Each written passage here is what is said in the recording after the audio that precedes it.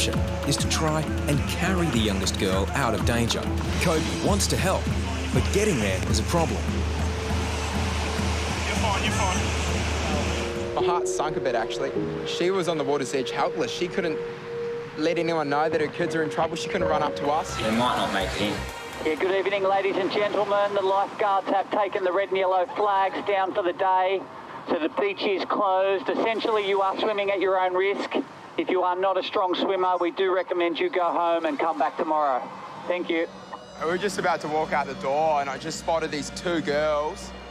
These two younger girls, just in that little rift there. I might just head down just really quickly.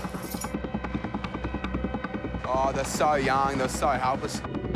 In time-critical rescues, the lifeguard in the passenger seat goes first. Yeah, she's putting her hand up. Yeah, well, his hand's gone up. But Jethro is only just returning to full duties after a dislocated shoulder. Since returning to work from my shoulder, it was the first time I've been in the buggy, going flat stick, going to a rescue where you know that it's life or death. Both hands up.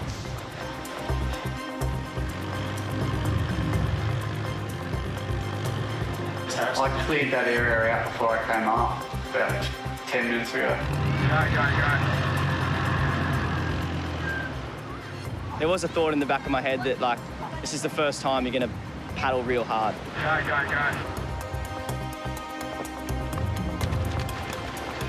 The fate of these two girls weighs on Jethro's shoulders. I could see that they were youngish girls and the fear was in their eyes. They're both like crying, eh? They're little, they should have. I don't know where their mum or someone is. They were screaming for help when I was paddling out, so you just got to go. You got to go hard. They might not make it in. You really don't know how long they got left in them to fight.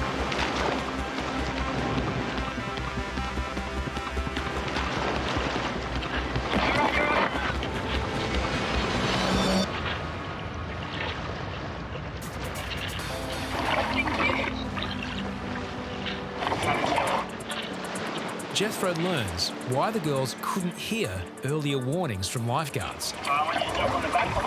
Because they're deaf.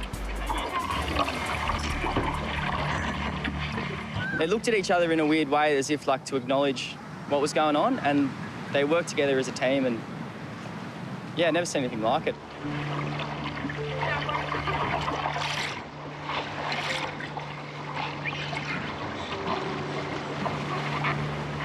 The young girls are sisters. On shore, Harrison looks for their parents. If I could hear the screams 50 metres away on the beach, surely the parents could hear the screams. Is that the mum on the shore in the black shirt?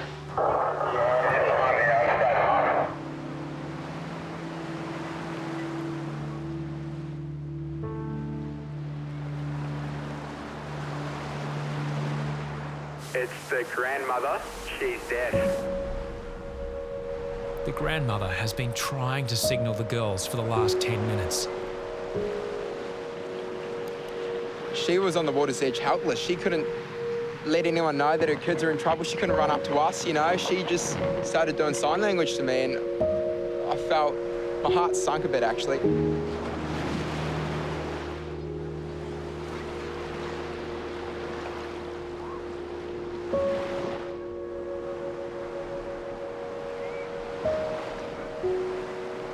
We didn't know we was moving back, and yeah.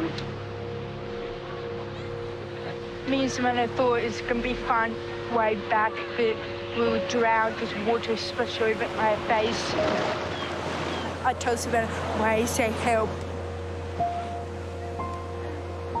When you're out in the water, you hear, you know, the seagulls, the crashing of the waves. They couldn't hear anything. Not being able to hear anything or knowing that the lifeguard's coming to get you, that'd be your worst nightmare. I learned from school about RIP, and I thought it might be RIP, so I do follow what teacher taught us, so help, yeah. Jethro's first serious rescue since returning to full duties is a resounding success. Down here we see people from so many different walks of life, and it definitely makes you reflect and realise how good our job is down here at the beach. Thank you. When you rescue two girls like that, yeah, it feels really good to send them home.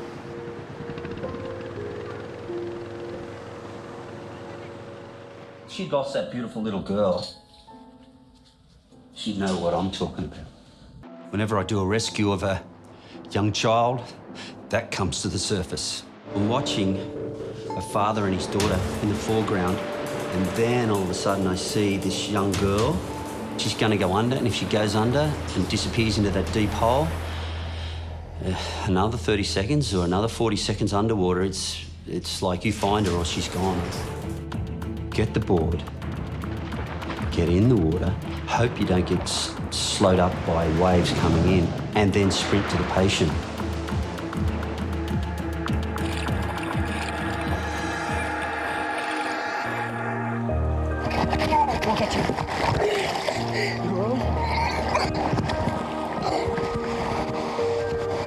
Okay, stay here with me. Thank you. I think I used close to all the 30 seconds to get to her. Yeah, she was definitely at a point, a serious point by the time I made contact with her. Right? Okay, I'll take you in safely, okay? You know, we rescue thousands of adults a year, but we might only do a handful of kids, little kids, you know, and every time one of the boys does a rescue of a kid, it's a big deal.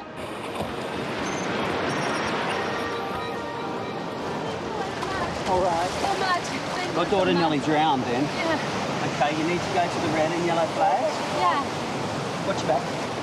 Thank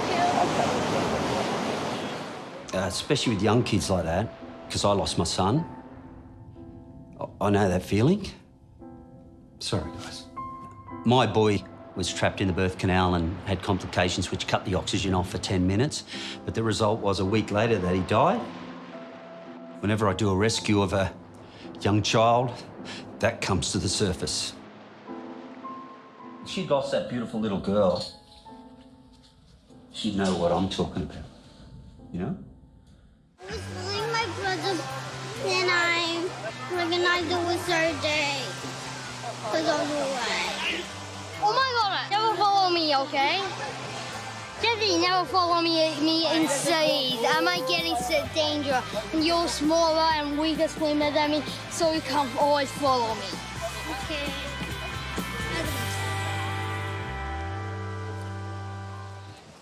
I grabbed the kid and it was like nothing happened. And that broke my heart, like, you know, like that kid was so close to, you know, death. Where are your parents? Over there. I was just cruising around in the Rhino when I decided to go for a trip down south. That random trip turned into a definite rescue. I could see like a wee ball or something right against the rocks. I realised there was actually a little kid stuck in the rip.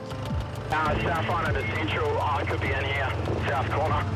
I left the Rhino still running, just jumped out, just ditched everything on the sand and grabbed the board and just started running. And all I see is this little kid starting to go under. The boy is alone in the most dangerous part of the beach.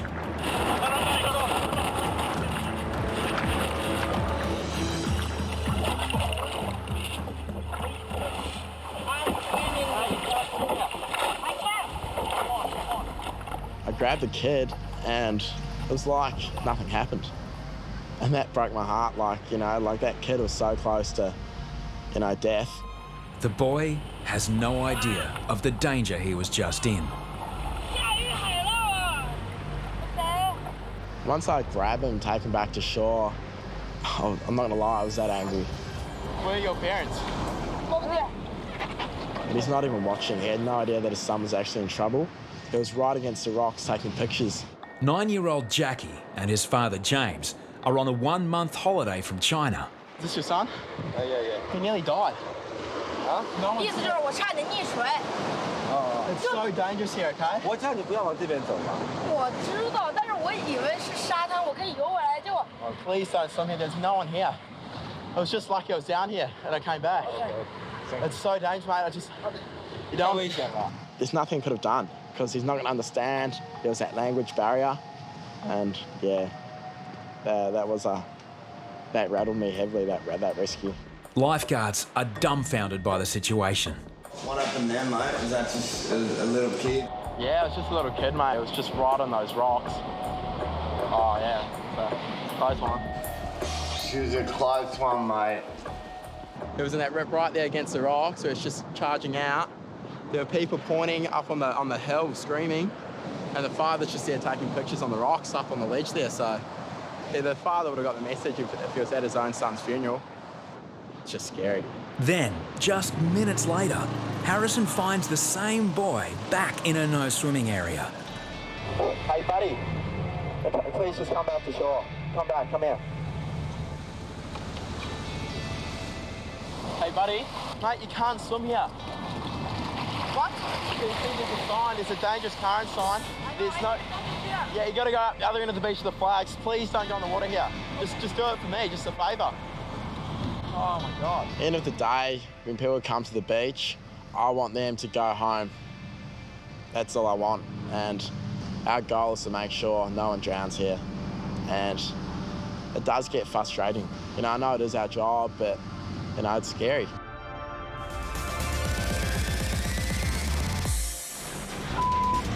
Each passing second and each crashing wave reduces her chances of survival.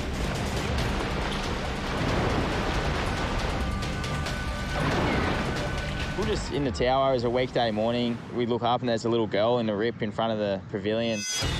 A small girl is fighting for her life in front of the tower. Gons just goes, I'm going. Alone, the young girl won't last long. Yeah, the fear definitely gets bigger when there's little kids because they're so defenceless in the water. Gon's right in front of the tower. When you're in the tower, you're watching that person. Just got to keep eyes on her so if she goes under, I can at least tell them where she's gone under. So it's a gut-wrenching feeling, but you have to do it. She's really, really bad. Gon's, he comes down on his days off and paddles a lot, and I just know he's using every bit of that training to get there as fast as he can.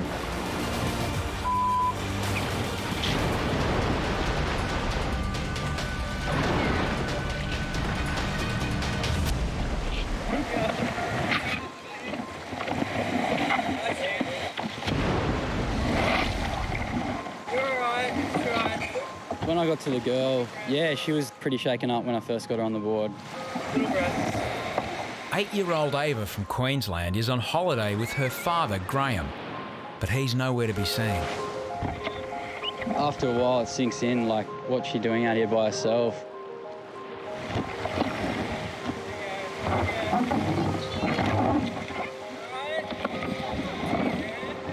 Beachgoers witnessed just how close Ava came to drowning before Troy rescued her. Just sit on the seat there. Troy wants to have a word with Ava's dad as soon as he could find him. He went up there. I think I can see him. You can see him? Yeah. Just there? Yeah. Is that him? Yeah. Okay, we'll walk over to him, okay? Just next time, look, keep an eye on him, man. Sorry, no. Like, Where were you, eh? This close. Like, Oh, she played right out here. yeah, she was right out the back as well. Like, it was very close. Oh, sweet, bro. You're very brave. You're very brave.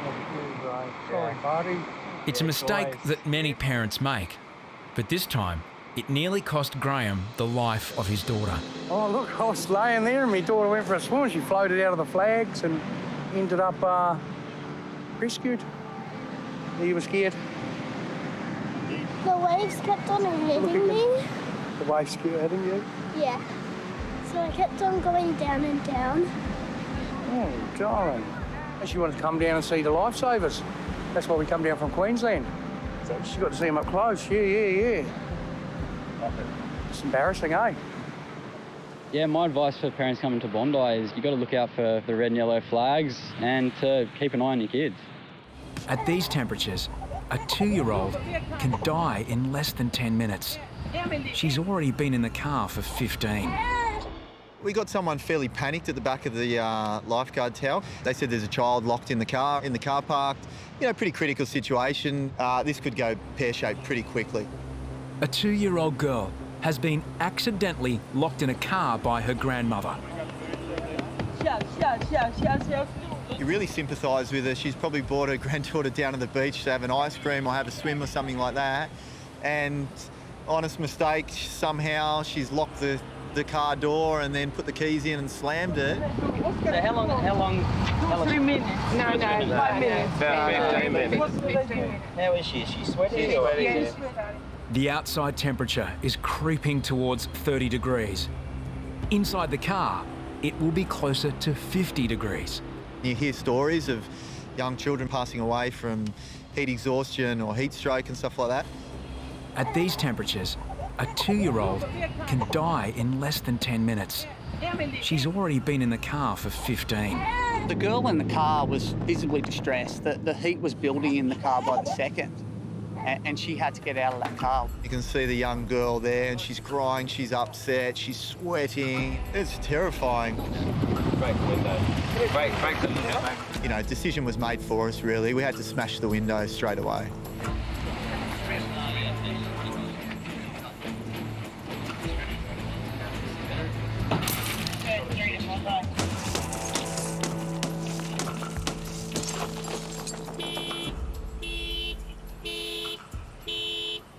After 15 long minutes, fresh air finally floods into the car.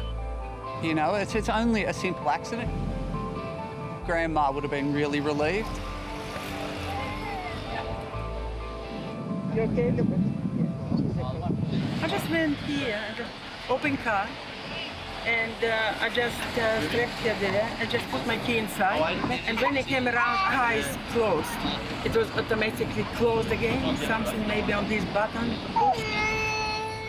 All of these situations take our attention away from the water, but we also have a duty of care to the people of Bondi, to our visitors, and especially a poor baby. There's no one more vulnerable than a young child trapped in a car, helpless. As long as that doesn't take ourselves away from our, our core duty, which is making sure people are safe in the water. The only option is to try and carry the youngest girl out of danger. Kobe wants to help, but getting there is a problem.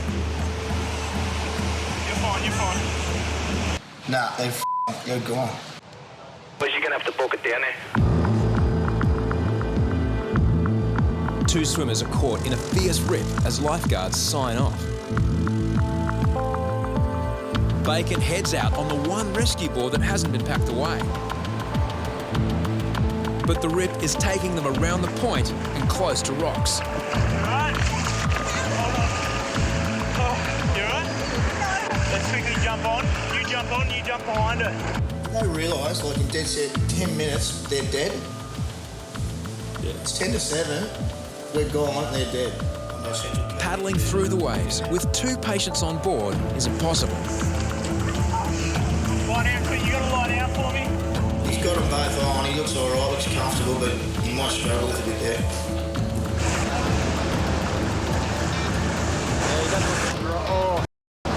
Oh, that's not a good spot.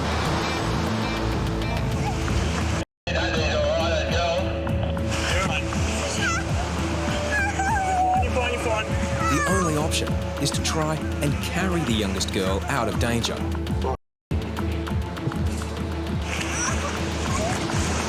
Kobe wants to help, but getting there is a problem. You're fine.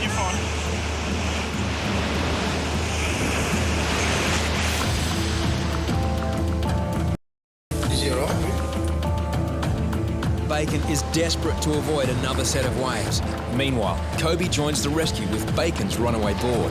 Hey, come this way.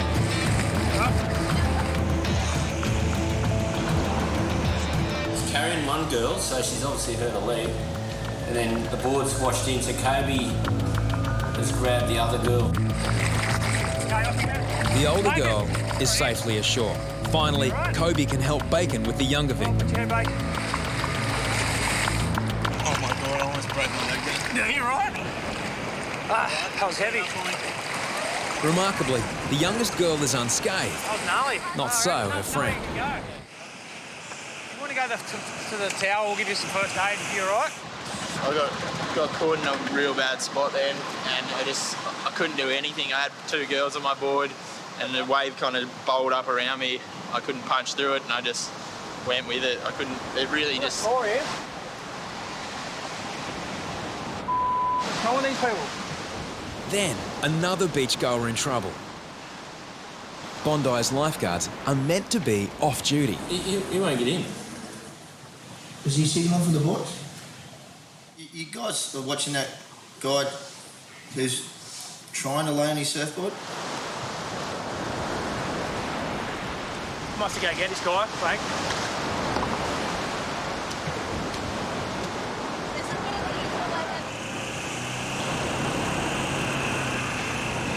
Mate, you gotta go in, mate. Straight in. Okay? Not a day for learning, okay? It's not a good day to learn out here. Okay. It's dangerous. Go straight in. Before Cinta and Chrissy receive first aid, lifeguards administer a lecture. Two very lucky girls. Yeah. You know this? Yeah. I don't know if you realise how lucky. 10 minutes later, we're all gone. I was thinking, I think we need help, and then when we were being bobbed up and down, we saw the lifeguards come and get us, so we were like right on time. Yeah, Mike, and just carry her over the rocks. Look, hey? It's like out of a romance movie. He's like, yes, just go.